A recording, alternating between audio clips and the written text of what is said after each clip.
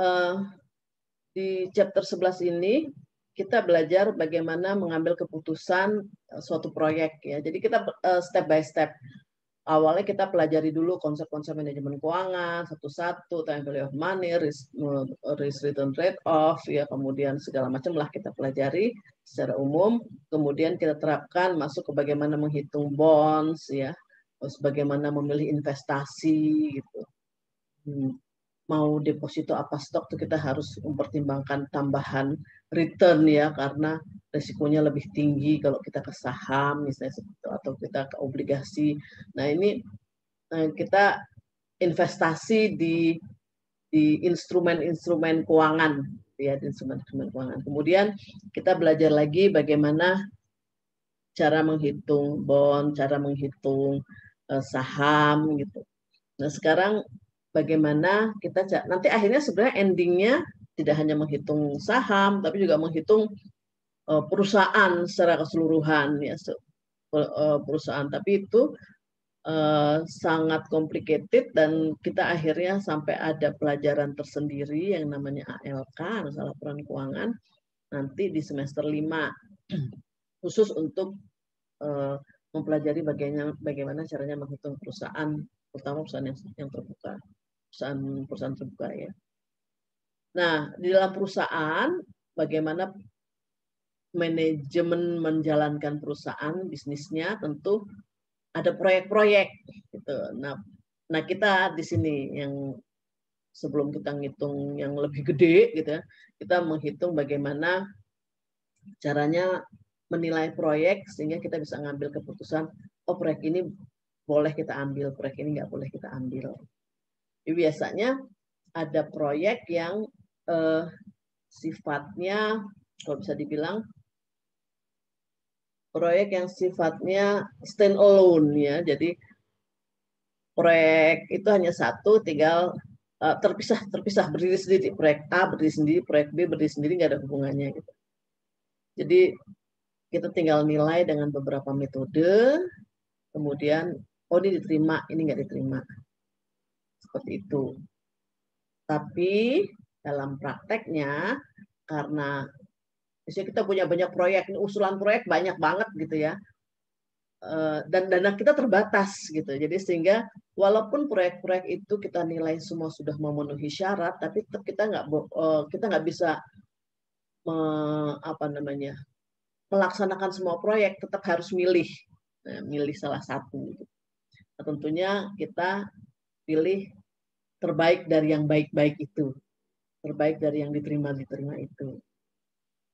Nah inilah yang kita pelajari di sini. Itu namanya mutually exclusive project, ya. Project yang nggak standalone, tapi karena keterbatasan dana, keterbatasan waktu, sehingga kita nggak bisa mengambil semua proyek, tapi hanya salah satu aja. Jadi kalau salah satu proyek diambil, yang satunya jadi nggak jadi diambil, gitu ya, walaupun sama-sama bagus.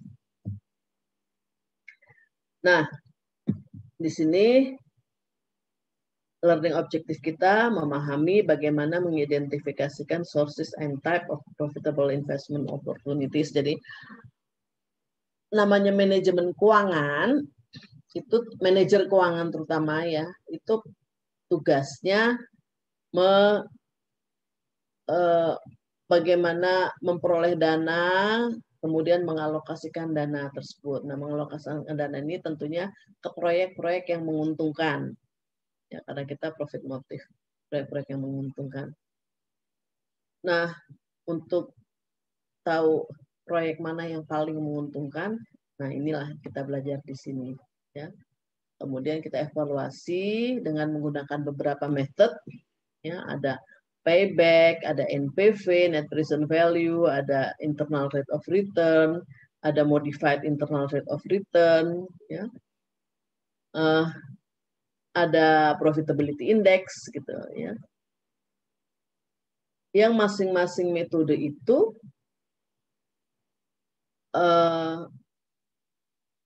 bisa punya jawaban yang sama. Maksudnya kalau misalnya NPV bilang, oh ini proyek diterima, profitability index pasti bilang juga proyek itu diterima gitu ya. Karena jalan pikiran dia sama. Ya. Kemudian ketika payback period mungkin akan memberikan hasil yang beda. Atau ketika IRR bisa jadi akan menghasilkan kesimpulan yang beda dengan kalau kita menggunakan NPV. Bisa jadi seperti itu ya.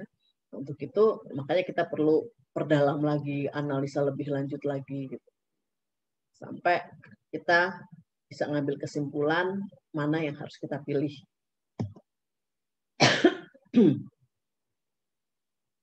Nah, ini yang ketiga ini nanti kita pelajari metode-metodenya.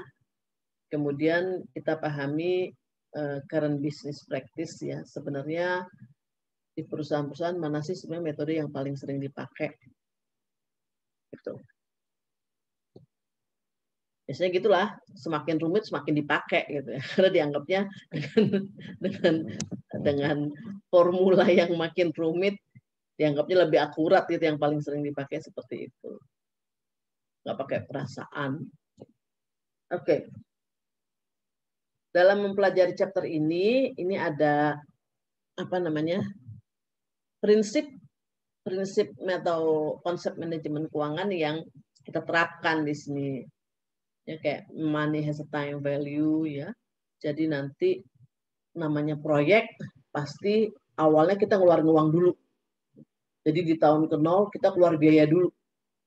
Diharapkan di tahun 1, 2, 3, 4 itu kalau kita ngeluarin biaya, sign-nya apa? Sign-nya negatif ya karena kita ngeluarin uang, cash outlay, cash outflow. Nah, tahun depan, tahun 1, 2, 3, 4, 5 itu kita sign-nya positif ya, berharapnya seperti itu. Kemudian nah ini cash inflow. Cash inflow ini nanti karena tahun 1, 2, 3 ini kita present value-kan. Kita present value-kan ke tahun ke-0. Nah, itu berarti kita menerapkan time value of money. Ya. Kemudian juga kita menerapkan risk return trade-off. Risk return trade-off itu diterapkannya saat kita mempresent value-kan, pastinya kita menggunakan discount rate.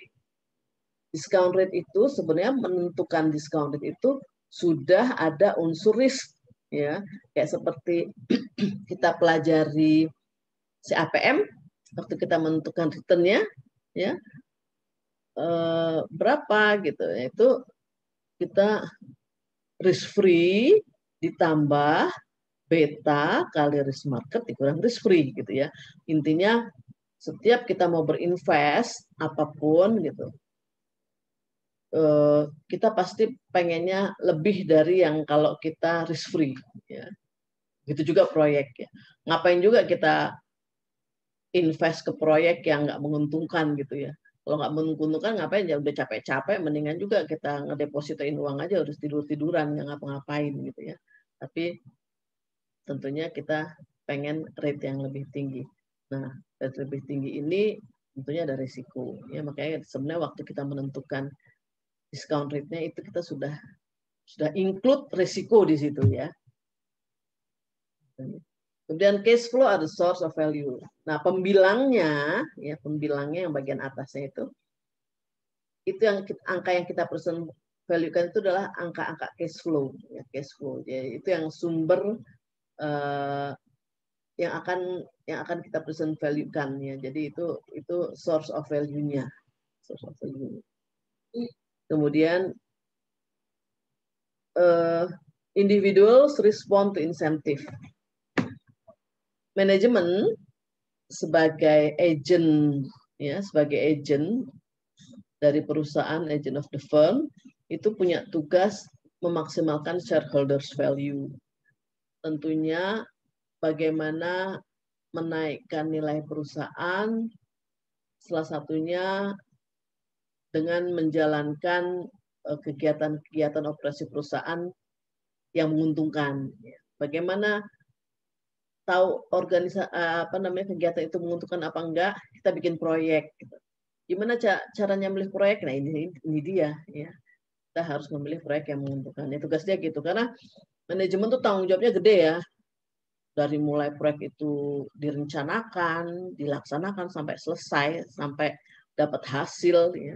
Makanya tanggung jawab dia sangat besar, itu harus dikasih insentif yang gede juga. Jangan ya sepadan lah gitu. Jangan gajinya kecil, semua tanggung jawabnya gede, bisa-bisa dia acak-acak itu nanti ya. Mendingan biar saya masa bodoh aja deh, nggak usah pakai ngitung-ngitung yang teliti banget ya. Biar hancur, bisa jadi begitu ya, makanya harus kasih insentif yang bagus. Nah,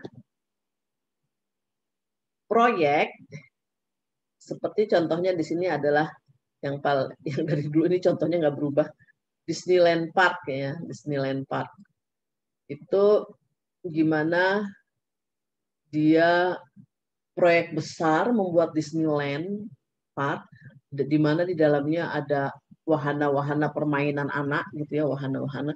Terus setiap mau bikin wahana permainan itu akan diteliti dulu tuh proyek itu, ini menguntungkan apa enggak, estimasi. Oh, nih wahana permainan ini untuk anak umur sekian sampai sekian gitu ya. Nah, kalau anak umur sekian sampai, maksudnya anak kecil gitu ya, dari umur sekian. Nah, kalau anak kecil bisa jadi, kalau misalnya yang apa tuh, yang biang lala, yang apa tuh, yang biang lala ya, yang kecil sekitiran kincir air gitu ya. Itu kan nggak mungkin anaknya dilepas sendiri ya, tapi harus ditemani. Nah, ini sumber pendapatannya lumayan nih, walaupun jadi ada proyek yang emang hanya bisa anak kecil doang yang main gitu ya, misalnya kayak bom bongkar, mungkin ada bom bongkar yang untuk anak kecil ya, anak kecil yang main ya, berarti mungkin pendapatannya nggak sebanyak kayak kincir angin gitu ya, prediksi kita. Karena kalau yang kincir angin itu anak itu harus diawasi ya, jadi akan banyak pendapatannya gitu. Nah, kayak gitu-gitu perlu kita analisa satu-satu tuh, proyek ini menguntungkan apa enggak, proyek ini kayak kita akan dapat inflow berapa. Nah, itu jadi dari satu proyek besar akan ada proyek-proyek kecil ya, di dalamnya consist of proyek-proyek kecil yang perlu kita teliti satu-satu juga, kira-kira menguntungkan apa enggak. Karena kalau misalnya apa ya, permainannya sama gitu ya, misalnya ya mungkin bosen juga, ngapain juga bikin yang sama, misalnya seperti kayak apa tuh, komedi putar yang cuma naik kuda aja, ya gitu, nggak ada tantangannya gitu, terus bikin sampai berapa macam, yang ngapain juga gitu ya, yang semacam kayak gitu. Mending yang agak ada ini, nyali gitu ya, seperti kayak kora-kora gitu, bung bung gitu ya, sport jantung. Nah, proyek itu juga ada yang fungsinya sama, yang mungkin kita akan ignore satunya gitu ya, tapi ada juga yang memang perlu kita tambahkan proyek-proyek tersebut. Nah, itulah contoh dari proyek besar yang terdiri dari proyek-proyek kecil, ya, di mana setiap proyek harus kita pertimbangkan menguntungkan apa enggak, ya, untuk mengambil keputusan. Nah, di sini capital budgeting jadi pegang peranan. Pengambilan keputusan dengan menggunakan teknik capital budgeting jadi kritis ya dalam menjalankan bisnis ya, bisnis hiburan dalam hal ini. Kemudian investasi atau proyek yang besar itu biasanya terdiri dari beberapa proyek kecil.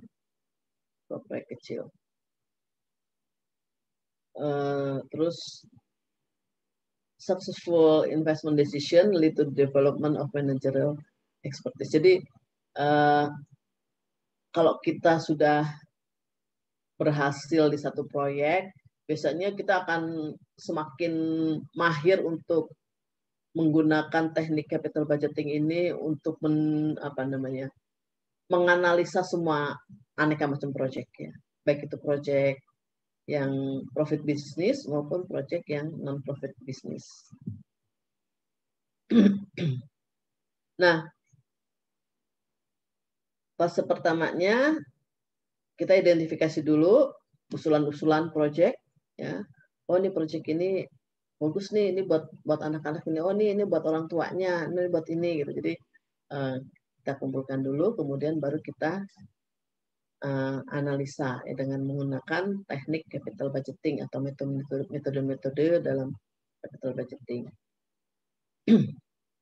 Nah, proyek itu sebenarnya ada macam-macam. ada proyek yang memang untuk tujuannya meningkatkan pendapatan. Ya, jadi kayak seperti Disneyland itu, Disneyland Park misalnya, ada wahana permainan ini, ada wahana ini, ada wahana itu. Nah itu tentunya tujuannya untuk meningkatkan pendapatan. Dia membuat new product line, atau dalam hal ini membuat wahana-wahana baru.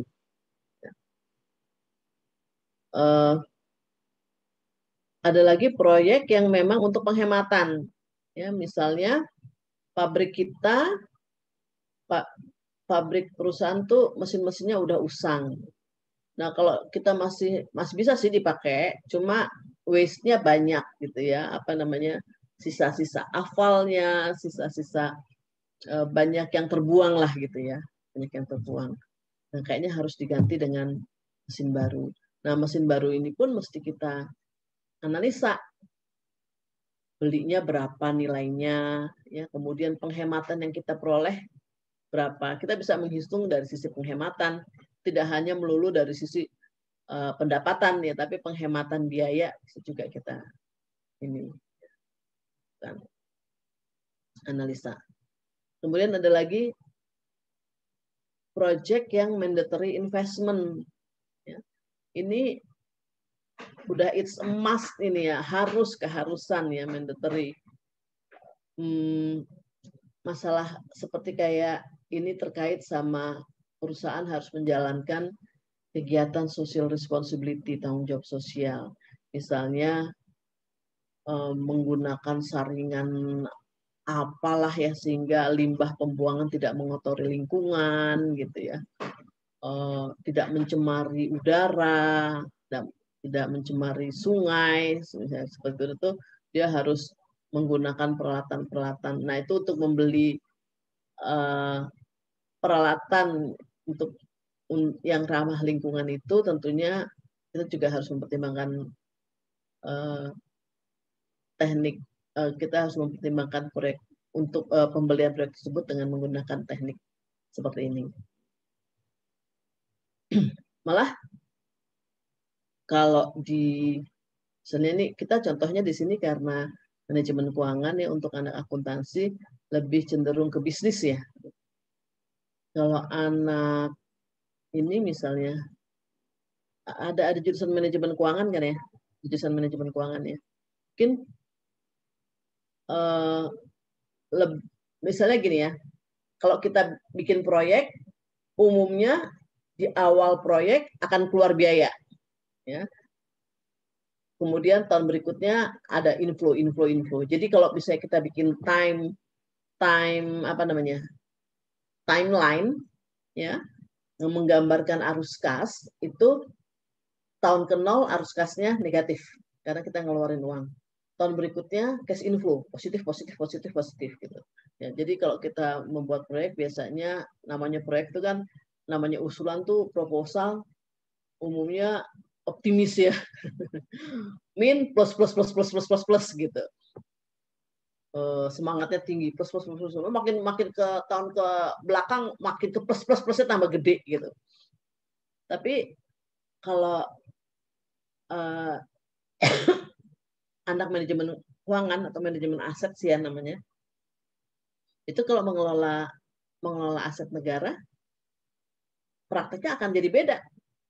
Awalnya Mang Min ngeluarin biaya, terus misalnya menyewakan areal ini ke perusahaan penambangan, ya, sehingga awalnya harus ada biaya untuk bikin tadinya hutan tadinya ditebang-tebangin untuk jadi area penambangan gitu ya.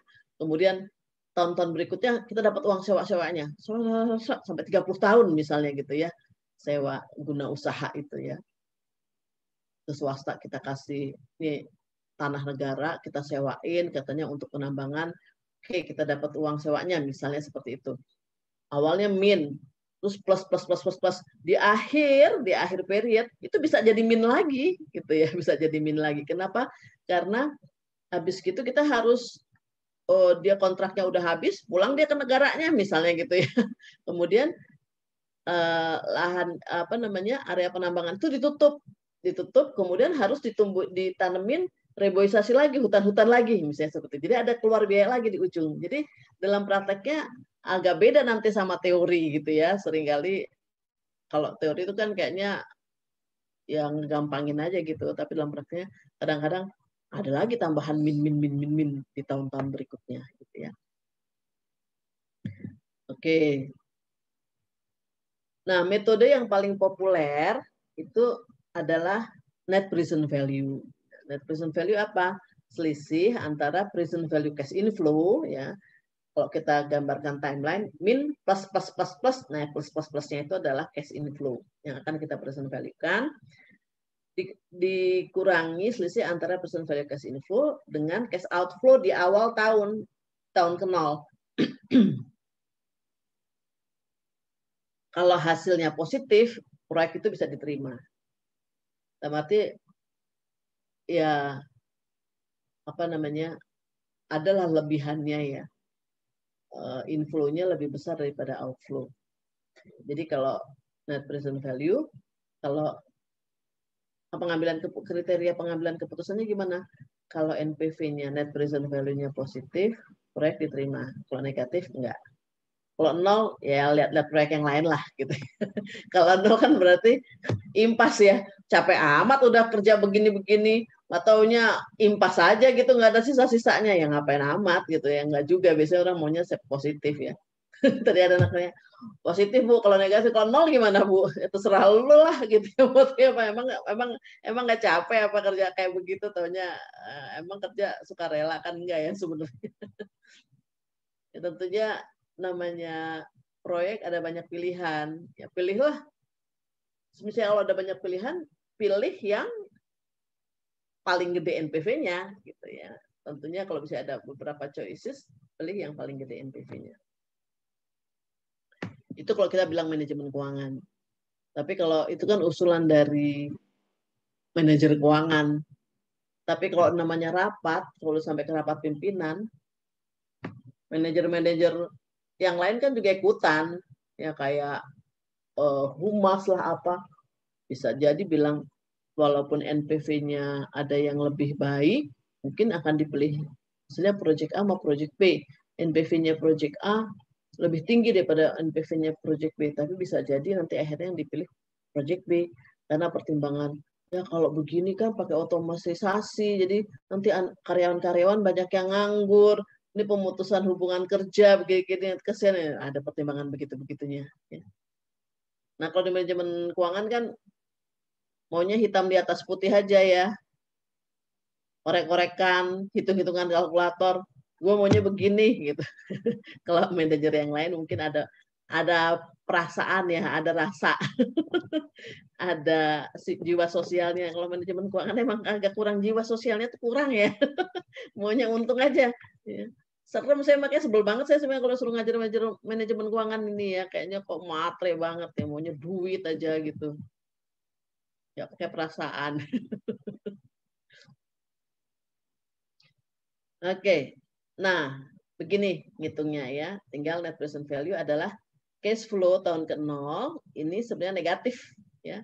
Yang ini yang positif. Nanti kita present value kan, kemudian dikurangi jadinya ya, kesannya kayak dikurangi ya karena ininya negatif. Nanti hasilnya positif atau negatif.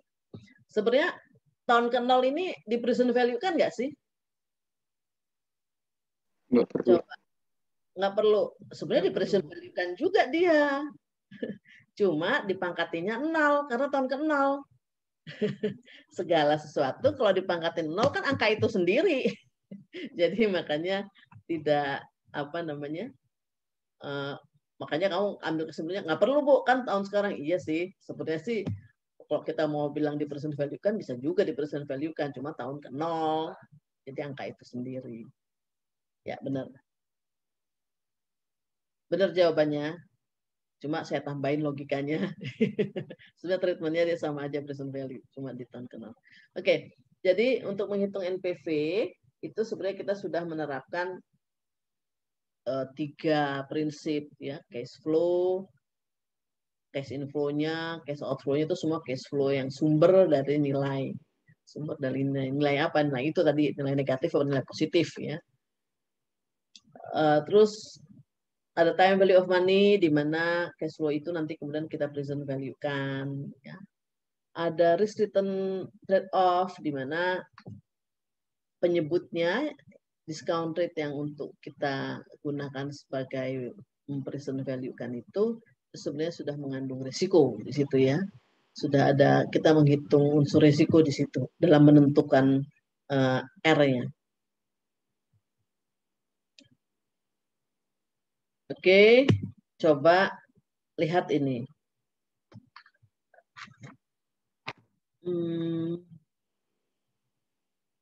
Slide berapa sih? Slide 16.